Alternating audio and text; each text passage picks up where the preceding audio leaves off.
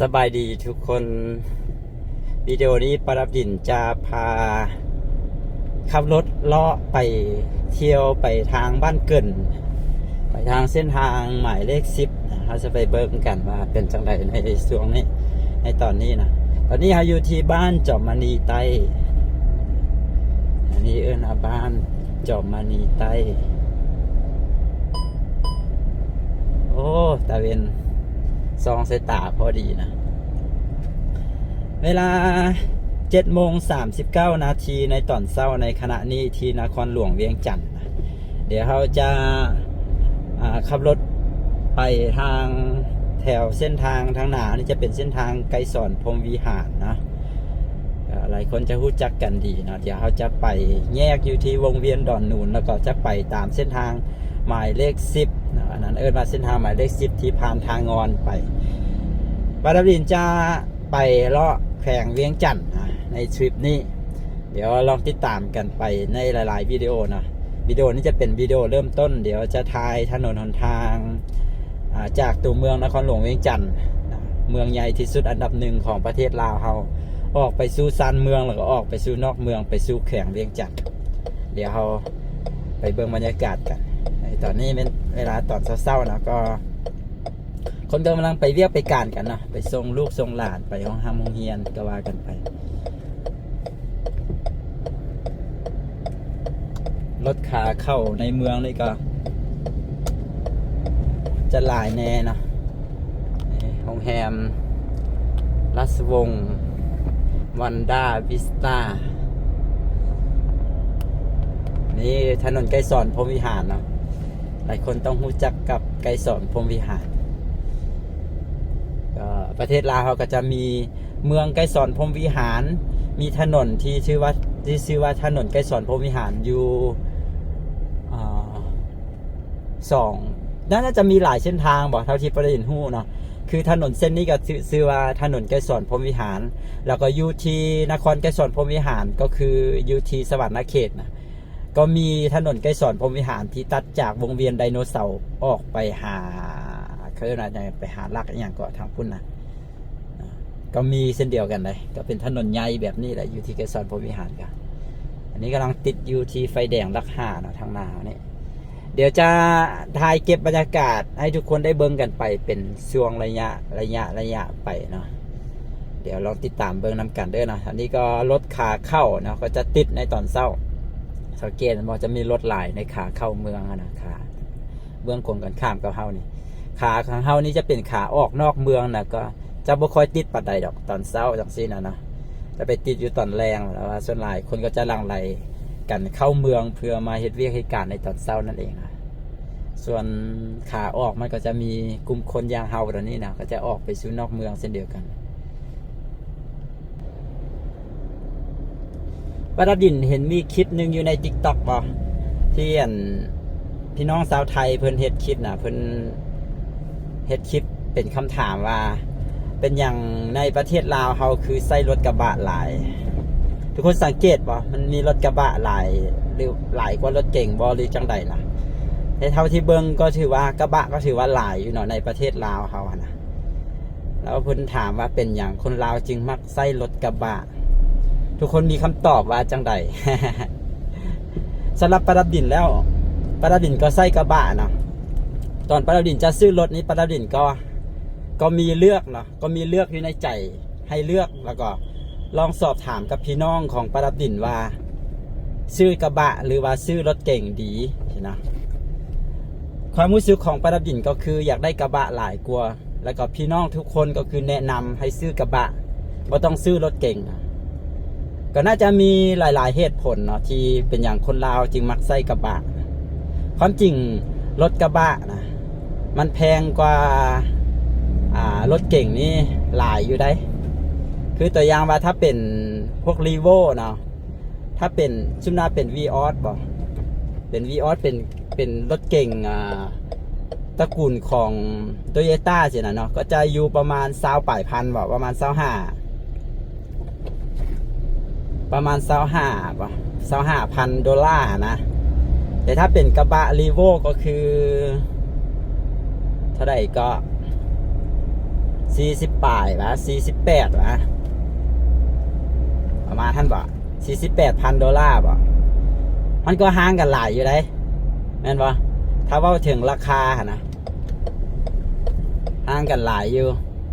แต่ว่าเป็นอย่างคนจึงเลือกใส่กระบะเนาะอันนี้ต้องให้ทุกคนมาตอบนะว่าเป็นอย่างจึงเลือกใส่กระบะแต่เท่าที่เบิ่งถ้าอยู่ในเมืองก็ถ้าเบิ่งด้วยสายตารถเก่งก็น่าจะหลายกว่ากระบะบ่ถ้าอยู่ในเมืองเลยแต่ถ้าออกนอกเมืองไปมันก็แน่นอนเนาะ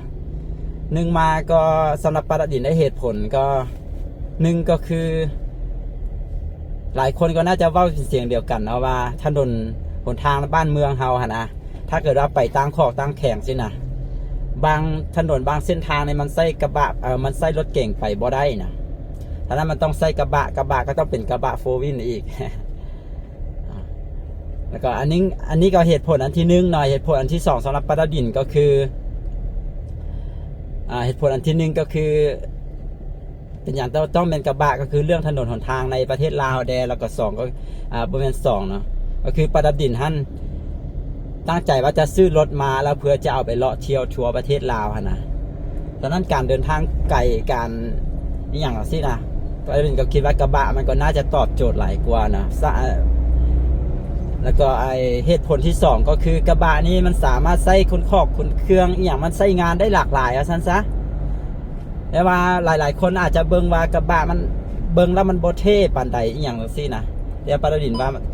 ตอบโจทย์ได้หลายรูปแบบเนาะเอาคนขอกคนเครื่องอย่างก็ได้หมดตัดเรื่องกระบะไว้ก่อนเอาทุกคนเดี๋ยวเอามาเว้าการก่อสร้างเส้นทางขยายเส้นทางนครไกรสอนพรหมวิหารเนาะมื้อนั้นปาราดินก็ได้ถ่ายอัปเดตไปวิดีโอนึงแล้วเนาะเนี่ยมื้อนี้เราผ่านมาขอเว้าติมน้อยนึงก็คือตอนนี้ฮั่นสองข้างทางของถนนไกรสอนพรหมวิหารเนี่ยมีการขยายเส้นทางเนาะออกทั้งสองข้างเลยแล้วก็อยู่เครื่องกลางเส้นทางนี้มีการก่อสร้างสถานีรถเมล์ด่วนเนาะ BRT ก็ผู้ใดใช้รถใช้ถนนกับเส้นนี้ก็ให้ระมัดระวังเนาะทุกคนบางครั้งนะรถมันหลายเนาะรถหลายแล้วก็ผู้ใดอยากไปนะบางจุดก็คือเพิ่นก็ห้ามว่าให้รถผ่านอย่างเส้นนะแต่ว่าก็ยังเห็นหลายๆคนก็พยายามที่จะผ่านหรือว่ายังผ่านอยู่นะบอนจุดต่างๆบอนแยกต่างๆก็มีตำรวจมาอำนวยความสะดวกเห็นปะเพิ่นมีการก่อสร้างอยู่2แห่งทางแบบนี้ให้ระมัดระวังเนาะเนื่องจากว่าอาทิตย์ก่อนท่านก็มีอุบัติเหตุที่นี่รถจกแบบนี้แหละเนาะเหยียบรถจักรพร้อมกับคน1คนเนาะก็เสียชีวิตนะแต่ปาราดินบ่แน่ใจว่าเหยียบอยู่จุดใดแถวๆนี้แหละภาคข่าวแถวๆนี้แหละเอาเพิ่นมีการขยายเส้นทางให้กว้างขวางให้ใหญ่ขึ้นนะให้สะดวกสบายขึ้นเพราะว่าถนนเส้นนี้ก็ถือว่าเป็นหนึ่งในถนนที่มีความแออัดแล้วก็มีการสัญจรหลายที่สุดในนครหลวงเวียงจันทร์เลยก็ว่าได้นะถนนเส้นนี้นะก็ต้องระมัดระวังกัน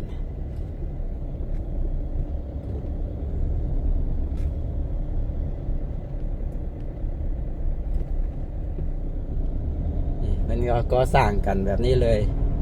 อยู่แถวนี้ก็กลางปีนี้ก็น่าจะแล้วนะกลางปีนี้ก็น่าจะแล้ว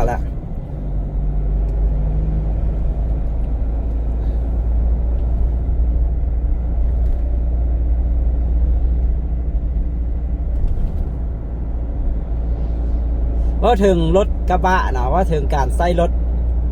ถเก่งนะรถเก่งกับรถกระบะยังมาจบเถื่อน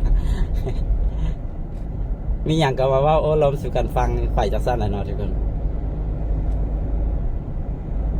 ก็คือดังที่ได้ว่ามาเนาะถนนนึงมาถนนหนทางถ้าเกิดว่าเขาซื้อเดินทางไกลถ้าเกิดว่าเขาซื้อรถเพื่อเอาไส้ในเมืองเลยนะคนเขาเจ้าเหตุการณ์เอาเดินทางในหมอกในเมืองตลอดเนี่ยบ่ค่อยได้ออกต่างแข่งสิก็รถเก่งก็จะดีกว่าเนาะทุกคนเนื่องจากว่าราคามันถูกกว่าก็ค่อนข้างจะหลายแน่เนาะแล้วก็สมัยนี้เขาเจ้าก็นิยมใส่รถไฟฟ้ากันค่อนข้างจะหลายนะทุกคนเห็นป่ะจะสังเกตเห็นมีรถไฟฟ้าอยู่หลายเลยทางหน้าเขานี่ก็จะเป็นรถไฟฟ้ารถ EV นะก็อาจจะเป็นทางเลือกอีกแบบหนึ่งเนาะแต่สำหรับปาราดินแล้วตอนนี้กระบะก็คือตอบโจทย์ที่สุดเนาะปาราดินขึ้นใต้ลงเหนือแล้วก็รถน้ำมันก็ยังเป็นสิ่งที่ตอบโจทย์สำหรับปาราดินในตอนนี้เพราะว่า เวลาที่ประดับดินเดินทางไปนะเขาก็บ่อยากเสียเวลาจะต้องไปแบบไปสากไฟไปอย่างที่สถานีสากไฟมันยังบ่ได้อำนวยความสะดวกขนาดนั้นนะก็เลยรถน้ำมันก็ยังตอบโจทย์ที่สุดนะอันนี้เราก็ฮอดอยู่ที่ไฟแดงดงโดกไฟแดงดงโดก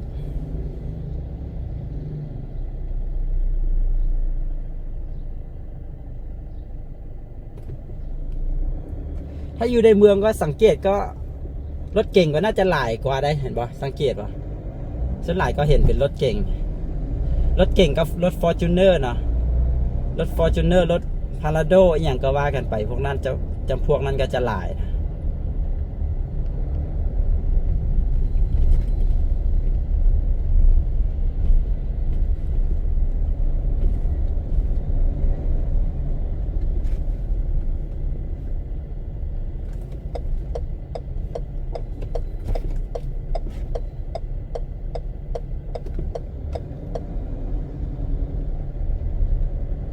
การสัญจรก็ประมาณนี้ในช่วงเวลาตอนเช้า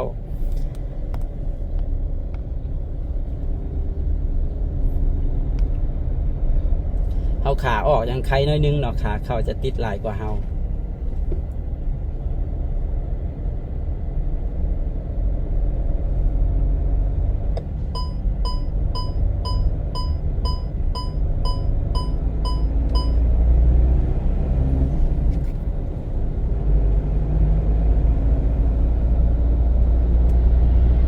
พี่เชื่อเพิ่นลาดอย่างใหม่เลยถนนแถวนี้ก็ยังเอิ้นว่าถนนไกรสอนอยู่ที่จะไปหาวงเวียนดอนนูนเพิ่นลาดอย่างใหม่ตอนนี้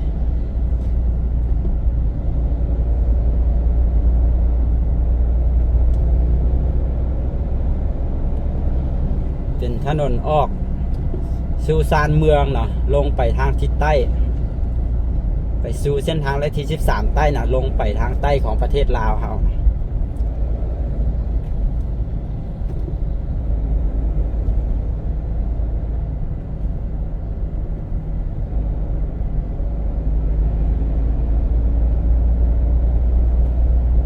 ถ้าปาดับดินมีเงินหลายกว่านี้อีกปาดับดินก็จะซื้อเป็นแบบประเภท Fortuner นะ Fortuner มันก็สไตล์คล้ายๆกระบะอะไรแบบความหมายถึงว่าความสูงนะก็จะสไตล์แบบกระบะเนาะมีความสูงมีโฟวินจังซี่นะก็จะไปต่างคอกต่างแผงอย่างเนี้ยไปเส้นทางที่บุกค่อนข้างจะโอเคนะแล้วก็มันเพิ่มกับความเท่นะเพิ่มกับความเท่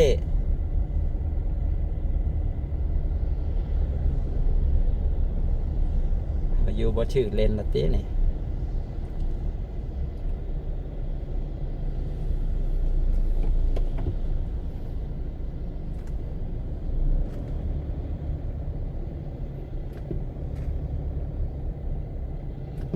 วันนี้ก็มีไฟแดงในความจริงนะมันเป็นเส้นทางลัดลงมาจากดงโดกแล้วก็มีเส้นทางแยกเข้าไปในฮอมทางซ้ายมือทางขวามือนี่เลยกลายเปลี่ยนซีแยกตอนนี้วันนี้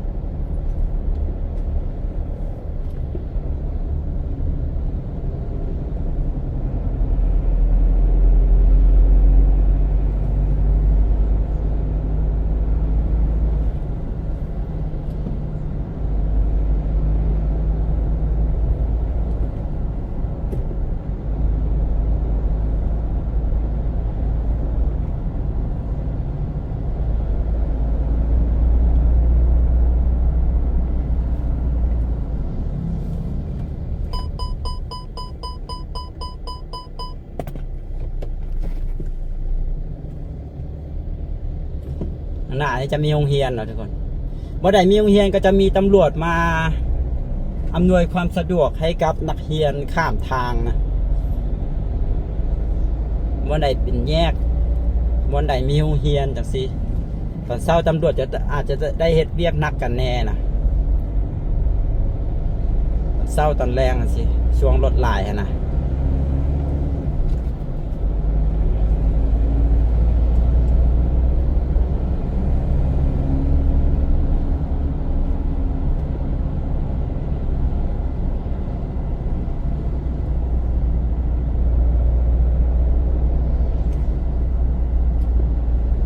พอออกไปสู่ซานเมืองก็จะมีรถกระบะหลายขึ้นอยู่แถวในเมืองก็จะมีรถเก่งค่อนข้างจะหลายอยู่นะนี่เรามาฮอดวงเวียนดอนนูนแล้ว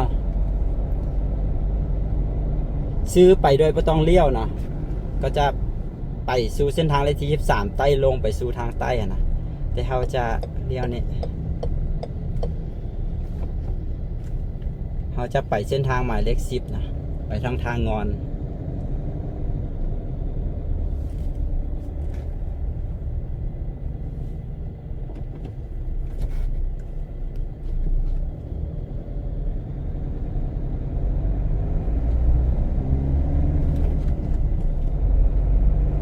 เข้าสู่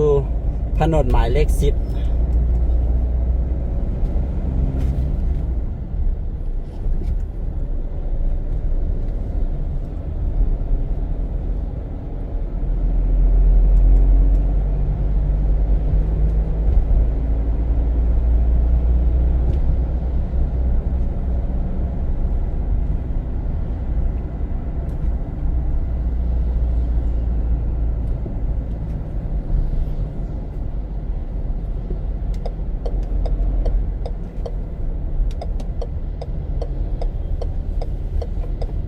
เติมน้ำมันก่อนมื้อนี้น้ำมันลงเนาะมื้อประเด็นถ่ายคลิปนี้น้ำมันลงพอดีเริ่มตั้งแต่6 โมงตอนเช้าเป็นต้นมานะน้ำมันลง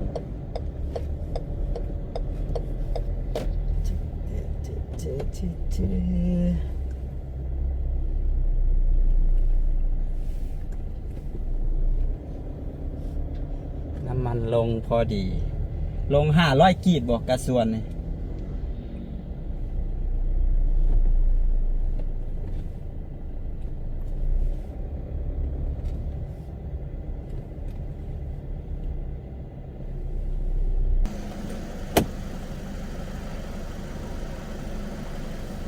1 ล้านกีบเด้อเติมน้ำมันเทื่อนึงก็1 ล้านกีบอ่ะทุกคนล้านกีบนี่คือปกตินะ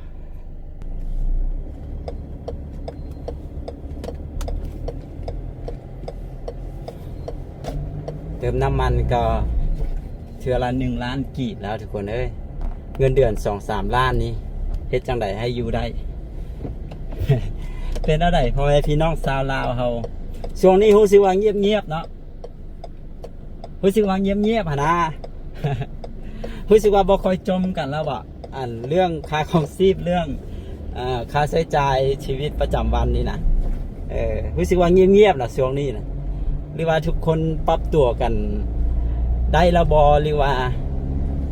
เศรษฐกิจดีขึ้นแล้วบ่หรือว่าหลายคนมีรายได้เพิ่มขึ้นตามค่าครองชีพตามเงินเฟ้อแล้วบอหรือจังใดนะรู้สึกเงียบๆได้ช่วงนี้นะ ก็เลยคิดว่าหลายคนน่าจะปรับตัวได้แล้วนะน่าจะเริ่มสิ้นเคยนะ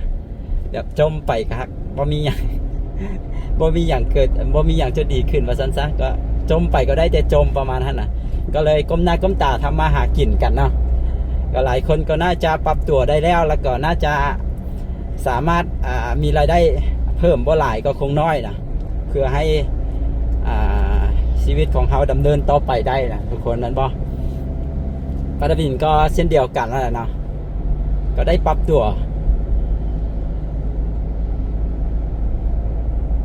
ค่าของชีพมันอิงตามเงินนะเงินเฮามันอ่อนค่าถ้าเป็น เงินบาทเพิ่นเงินดอลลาร์เพิ่นไอ้หยังมันก็ยังซ้ำเก่าอยู่ดอกแม่นว่าล่ะน้ำมันก็อาจจะแพงขึ้นมาเล็กๆน้อยๆนะถ้าสิไปอีกตามเงินดอลลาร์นะแต่ก่อนโควิดน้ำมันกับประมาณลิตรละ$1ลิตรละ$1เนาะตอนนี้ถ้าเป็นคิดเป็นเงินดอลลาร์มันก็ลิตรละ$1คือเก่าหั่นแหละแต่ว่าเงินกีบเฮามันบ่คือเก่าคือหลายคนฮู้หั่นเฮาผู้ที่ใช้เงินกีบมันก็เลยว่าวุ่นวายกัน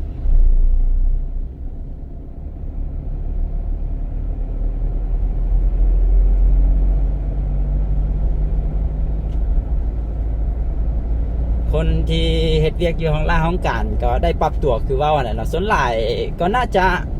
มีอาชีพเสริมกันบางทีก็เมียเหตุการณ์ผัวก็ค้าขายบางทีก็ผัวเหตุการณ์เมียก็ค้าขายอย่างซี่นะก็จุนเจือกันไปแต่ว่าที่ผ่านๆมาหมู่ประดับดินเฮ็ดอยู่สินเสือเนาะเฮ็ดอยู่บริษัทสินเสือแล้วก็เฮ็ดห้านขายรถจังซี่นะเห็นหมู่หลายคนที่เฮ็ดเวียกเกี่ยวกับนี้เขาเจ้าพัดว่าเด้เศรษฐกิจอาจจะนั่นเงินเฟ้ออยู่แต่ว่ายอดขายคือว่าเพิ่มขึ้น เนาะยอดขายรถจังซี่นะคือว่าเพิ่มขึ้นจังไดมันส่วนทางกันบ่หรือจังไดก็สังเกตว่าช่วงที่เงินเฮาเฟ้อเงินเฮาอ่อนค่านี่นะเป็นช่วงที่รถไฟฟ้ากำลังมาเนาะก็สังเกตว่า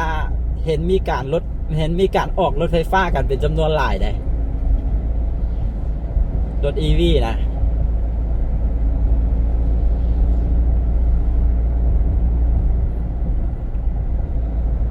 ตอนนี้เราเลยที่ด่านสร้างบ่แถวนี้บ้านด่านสร้างเลยด่านสร้างมาเนาะตลาดดงมะคายเมื่อกี้นี่เราเลยมาถ้าผู้ใดมีเงินก็มาซื้อดินไว้แถวนี้รถเนาะพอแถวนี้ฮะในอนาคตมันจะกลายเป็นตัวเมืองนะเพราะแถวนี้ถือว่าตามเบิ้งการหันหัวการพัฒนานะประเด็นรู้สึกว่าทางนี้รัฐบาลเพิ่นค่อนข้างจะนั่นเนาะสังเกตจากการตัดถนนหนทางการปูคอนกรีตเส้นทางต่างๆปะไว้ถึงแม้ว่าบ่มีบ้านบ่มีเฮือนคนก็ตามเนาะแถวนี้จะมีการเฮ็ดเส้นทางมีการเฮ็ดทางคอนกรีตปะไว้สินะแล้วก็สิ่งที่บ่งบอกว่าเพิ่นจะขยายตัวเมืองมาทางนี้ก็คือเพิ่นย้ายกระทรวงต่างๆนะย้ายกระทรวงที่อยู่สั้นในของตัวเมืองนครหลวงเวียงจันทร์ที่มันแออัดนะเพิ่นก็ย้ายออกมาทางนี้เราจะอยู่แถวทางหน้าเฮานี่จะเป็นพื้นที่กลุ่มราชการหรือว่ากลุ่มกระทรวงต่างๆเนาะที่มาตั้งรวมตัวกันอยู่แถวๆนี้ผู้ใดมีเงินก็มาซื้อไว้ปะไว้รถดินนะคันบ่มาอยู่ก็ซื้อปะไว้ถ้ามีเงินมีเงินเย็นนะมีเงินที่เฮาบ่ได้จำเป็นจะต้องฝากใส่ฮีบใส่นะบางทีเอาไปฝากธนาคารไว้หรือว่าเอาไปออมฝากไว้เป็นในบัญชีประหยัดจังซี่นะแบบบ่ได้แม่นบัญชีเอากินดอกเบี้ยนะมันก็เฮ็ดให้มูลค่าของเงินของเฮามันลดลงนะถ้าซื้อดินปะไว้นี่ซื้อคำสำหรับประดิษฐ์แล้วมันก็ยังยากรักษาเนาะเอาไปปะไว้เฮือนไว้นั่นก็ยากรักษามีโจทย์มีนั่นก็ว่ากันไปเนาะ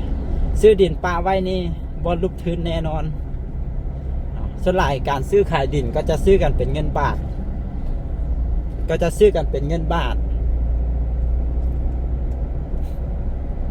ตัวอย่างว่า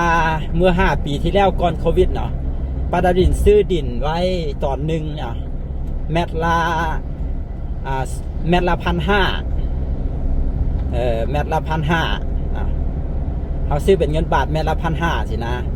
แล้วก็ผ่านไป2 ปีปาดาดินไปขายก็ได้เม็ดละ1,800เลยก็ได้กินกำไร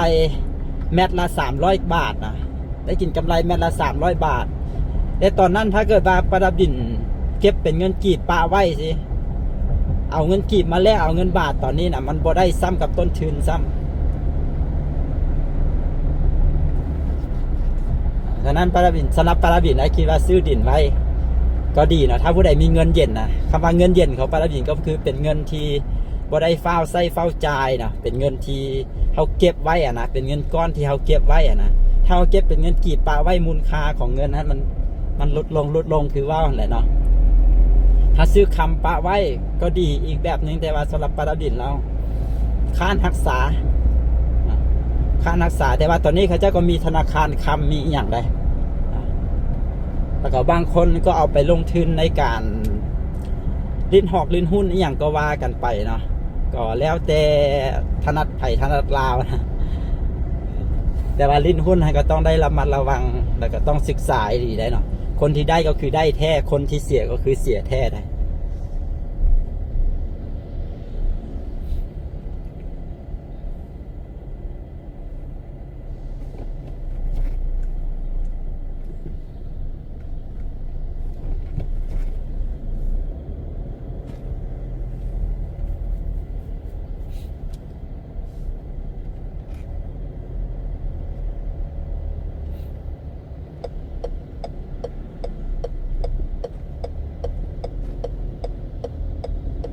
ใช่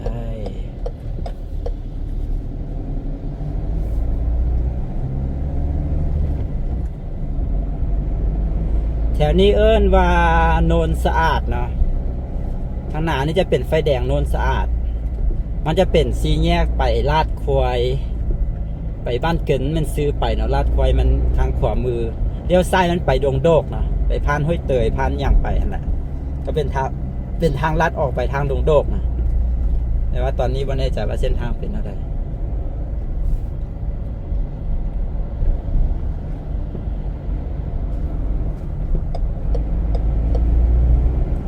แล้วก็ทางหน้าเขานี่จะมีพิพิธภัณฑ์ศิลปะลาวที่กำลังเป็นกระแสกันซึ่งปาราบินก็ไปมาแล้วโอ้ยิ่งใหญ่อลังการเลยหลายคนอยากมาเที่ยวนะก็คือมาตามนี่แหละพอเลยไฟแดงโนนสะอาดตอนเมื่อกี้นี่มาเนาะเลยไฟแดงมาปุ๊บมาเรื่อยๆเนาะทางหน้าเขานี่จะมีค่ายทหารพอสุดกำแพงค่ายทหารจะมีฮอมเข้าไปทางขวามือเนาะค่ายทหารก็จะอยู่ทางขวามือเขาแหละก็จะมีฮอมเข้าไปก็คือเข้าไปหันก็จะเป็นศิลปะลาวพิพิธภัณฑ์ศิลปะลาวนะที่มีรูปปั้นมีอย่างที่แกะสลักงามแล้วก็ตึกอาคารของเพิ่นก็เฮ็ดประกำงามมาถ่ายรูปกันได้นะมาถ่ายรูปเช็คอินกันได้วันนี้จะมีค่ายทหารบ่จะมีกำแพงค่ายทหารอยู่นี่ค่ายทหารอยู่นี่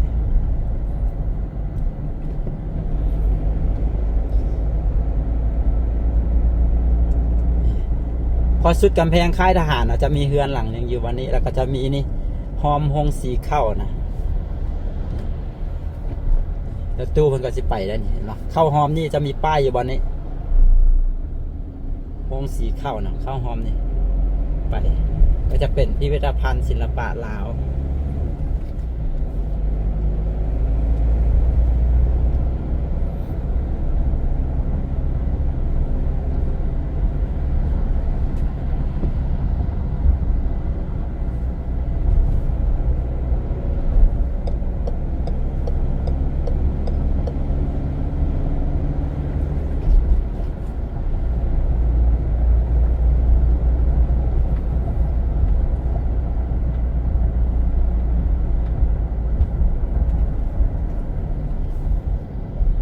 มีองค์เฮียนนั่นนี่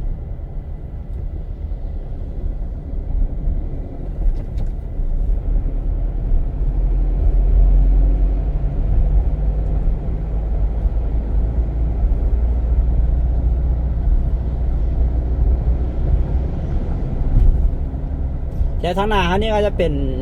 ทางงอนนะทางงอนก็ยังเป็นนครหลวงเวียงจันทร์เฮาอยู่เด้อนี่นครหลวงเวียงจันทร์เฮาก็จะกว้างใหญ่นะมีทั้งหมด9 ตัวเมืองแถวนี้ก็จะเป็นเมืองไซธานีนะเมืองไซธานีนครหลวงเวียงจันทร์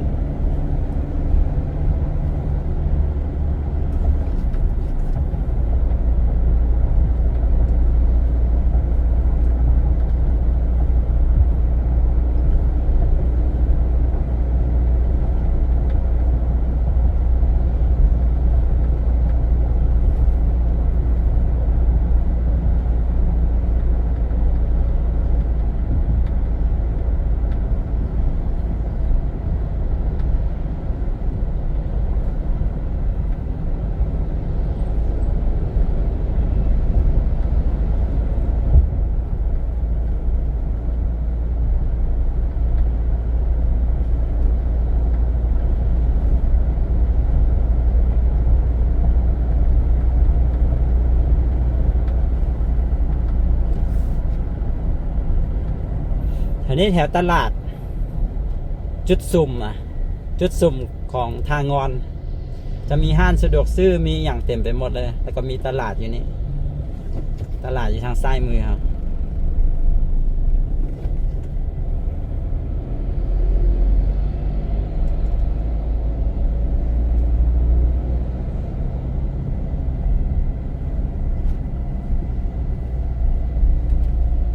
เพราะฉะนั้นก็บ่เคยมาเลาะจากเทือตลาดทางงอนนี่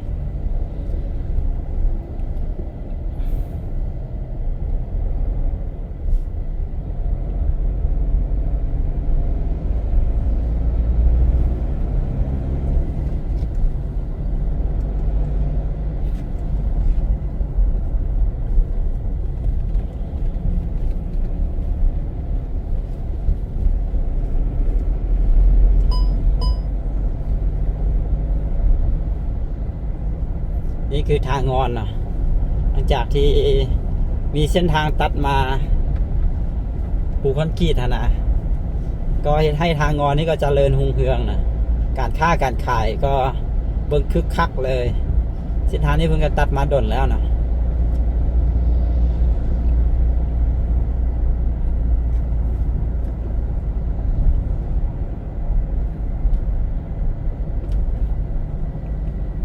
นี่ป้อนน้ำมันใหญ่อยู่นี่มา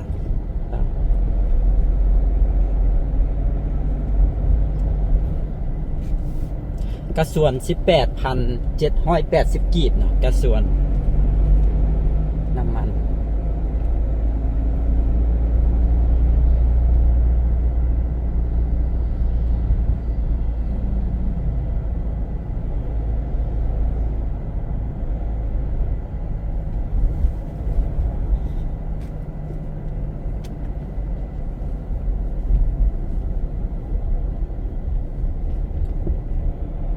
ฮอดขัวทางงอนแล้วทางหนานี่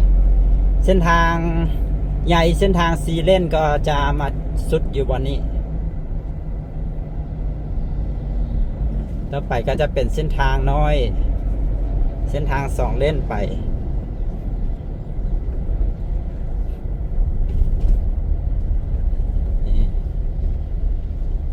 อยู่ทางลุมพุ่นก็จะเป็นน้ำเงืมแล้วเขาเจ้าก็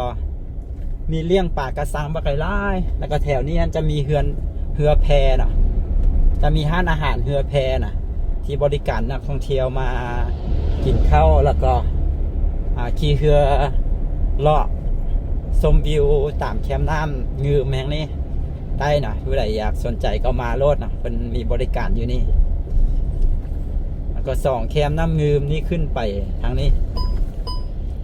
เห็นข้าเจ้าเลี้ยงปลากระสังปลาไก่ไล่เดี๋ยวนี้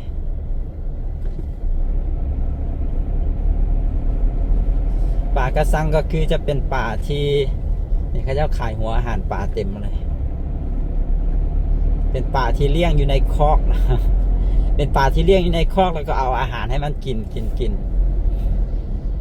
แบบไก่แบบหมูอะไรนะข้าเจ้าก็เช็ดเป็นคอกตะนางใส่ลงน้ำงืมแล้วก็เลี้ยงเป็นคอกหัวอาหารมันที่ก็เฮ็ดเป็นเอาสังกะสีเฮ็ดเป็นห้างลิ้นไปนะอยู่เทิงพี่ก็เทหัวอาหารลงไปโลดให้มันกิน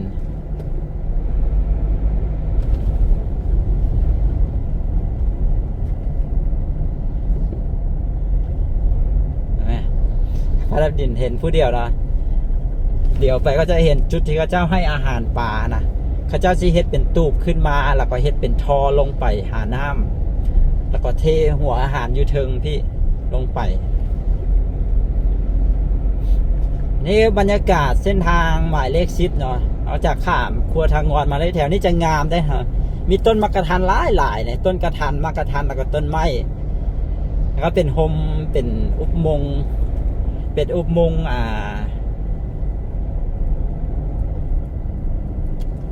เส้นทางเนี่ยจะเรื่องปลากระสังหลายอีหลีไหมพระดารินเห็นนี่คนเดียวนะ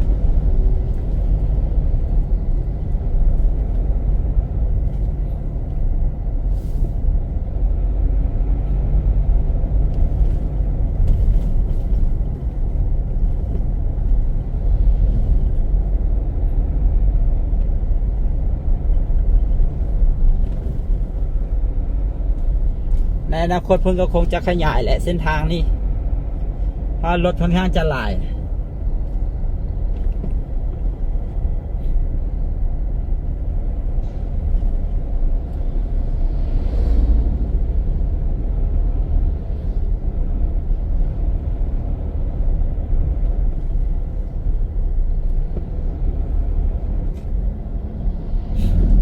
แถวนี้ก็ยังเป็นนครหลวงเวียงจันทน์อยู่นะ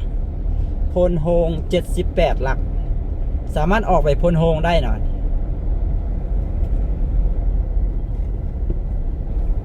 ไปก็จะได้ข้ามขัวน้ำงืมหรือว่าไปข้ามบักก็แล้วแต่นะแล้วก็ข้ามไปเบื้องฟ้าพุ่นก็ออกไปทางพลโฮงได้เช่นเดียวกัน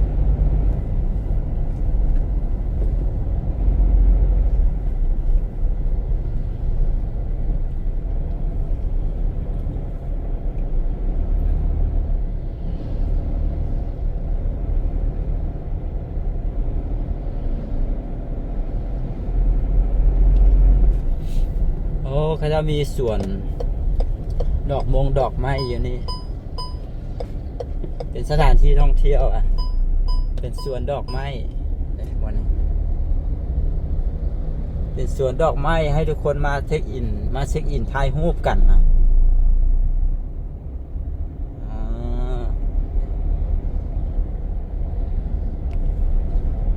เดี๋ยวปลาดับดินบ่ได้แว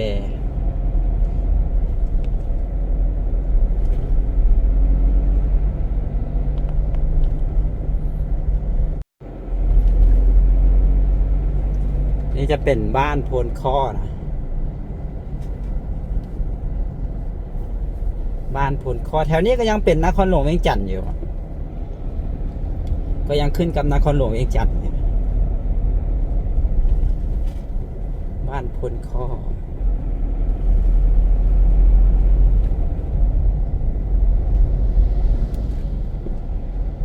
มีรถหลายเลยเส้นทางเส้นนี้นี่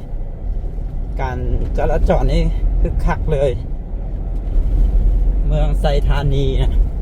บ้านโพนข้อเมืองไซธานี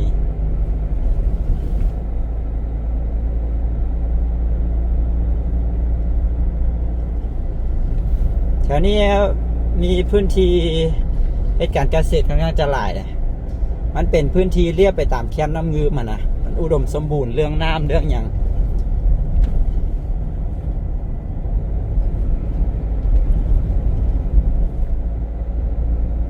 มีดินจัดสรรบักหลายแถวนี้มีวัดอันนึงอยู่ในนี่บักงามปัดอดินจะเข้าไปเบิงวัดอยู่ในนี่เด้อเข้าไปเบิงวัดว่าเป็นกายทางเข้ามาแล้วบ่เดี๋ยวจะพาเข้าไปเบิงวัดน่าจะกายทางเข้ามาแล้วบ่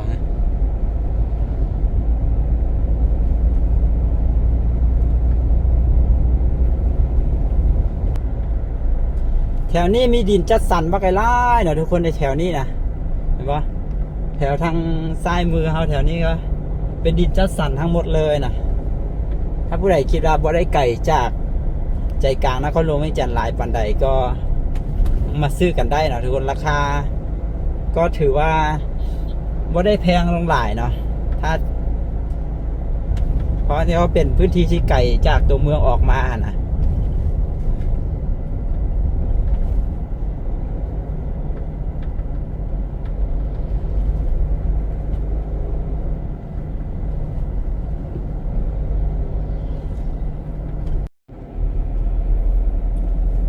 แถวนี้เอิ้นมาทงมังนะทุกคน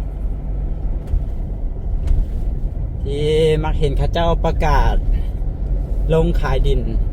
หรือว่าดินจัดสรรมาอยู่แถวทงมังคือแถวนี้แหละจากนี้ไปที่นครหลวงเวียงจันทน์โดยใช้เส้นทางเส้นนี้ก็ประมาณ60-70 ลักนะแม่นบอกประมาณนั้นแหละประมาณ60-70 ลักแต่ว่ายังเป็นนครหลวงเวียงจันทน์อยู่ได้น่าจะเขตนครหลวงเวียงจันทน์น่าจะแถวนี้บ่สิ้นสุดอยู่แถวนี้บ่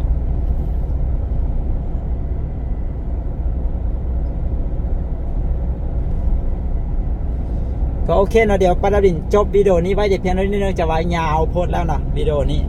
เดี๋ยวป้าดลินจะไปที่บ้านเกินแล้วก็จะไปอาจจะไปทาราดเนาะพาทุกคนไปเบิงว่าตอนนี้เพิ่นกลับมาเปิดเป็นปกติแล้วบอทาราดนะหลังจากว่าที่เพิ่นมีการปิดไปน่าจะหลายปีอยู่ได้เพิ่นปิดเพื่อก่อสร้างเพื่อปรับปรุงสถานที่ท่องเที่ยวอย่างสินะก็เดี๋ยว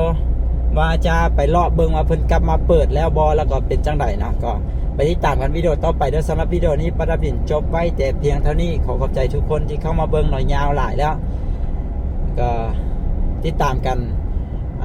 EP ต่อไปหรือว่าคลิปต่อไปเด้อสบายดี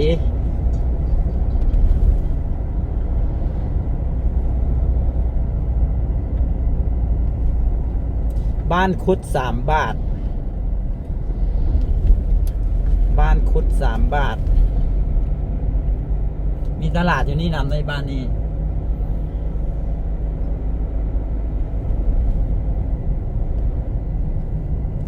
ซื้อบ้านแปลกดีได้คุด3 บาท